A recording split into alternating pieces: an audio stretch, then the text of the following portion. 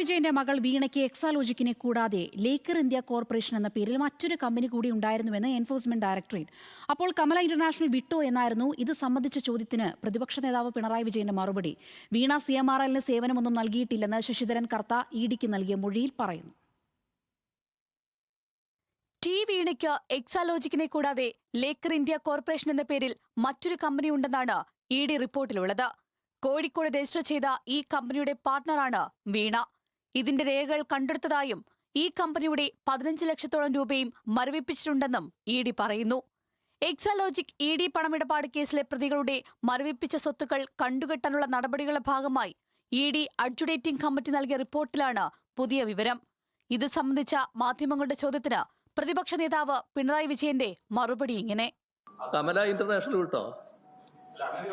അല്ല, കമല ഇന്റർനാഷണൽ വിട്ടോ? കമല ഇന്റർനാഷണൽ വിട്ടോന്ന്? നിങ്ങൾക്ക് എന്തെല്ലാം സൃഷ്ടിക്കാം? നിങ്ങൾ ഏതെല്ലാം സൃഷ്ടിച്ചുകൊണ്ടിരിക്കുന്നവരാണ്? എത്ര കാലമായി സൃഷ്ടിച്ചുകൊണ്ടിരിക്കുന്നു? ആ സൃഷ്ടിക്കുന്നതിന് വല്ല ഫലവും ഉണ്ടാക്കാൻ കഴിഞ്ഞോ? ഇനി ഇതും കുറച്ചുനാൾ നോക്ക്, എന്താണ് ചെയ്യാൻ പറ്റുക. എങ്ങനെയെങ്കിലും എന്നിലേക്ക് എത്തിക്കാനാകുമോ എന്നാണല്ലോ പലരും നോക്കുന്നത്. എന്നോട് അത്രമാത്രം താല്പര്യമാണല്ലോ എല്ലാവർക്കും. അഥവാ വരട്ടെ എന്നെല്ലാം നമ്മൾ കണ്ടിരിക്കുന്നു. CMRL എക്സാലോജിക് ഇടപാടിൽ വീണ ടിയെ കുഴപ്പത്തിലാക്കുന്നതാണ് CMRL ഉടമ N ശശിധരൻ കർത്ത ഇഡിക്ക് നൽകിയ മൊഴി.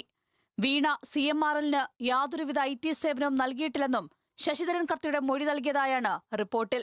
എക്സാലോജിക് CMRL പണമിടപാടിന്റെ വ്യാജരേഖകൾ തയ്യാറാക്കിയത് ഐഫോണിലാണെന്നും റിപ്പോർട്ടിലുണ്ട്. പിണറായി വിജയനെ സംരക്ഷിക്കാൻ CPIM ഉണ്ടാക്കിയ നുണക്കഥ പൊളിഞ്ഞതായി പരാതിക്കാരനായ ഷോൺ ജോർജ് പറഞ്ഞു. പിണറായിയാണ് പ്രതി എന്ന് മുൻപും ഞങ്ങൾ പറഞ്ഞിരുന്നു. അന്ന് അവരതിനെ പ്രതിരോധിച്ചത് 2 കമ്പനികൾ തമ്മിലുള്ള ഇടപാടെന്ന നിലയിലാണ്.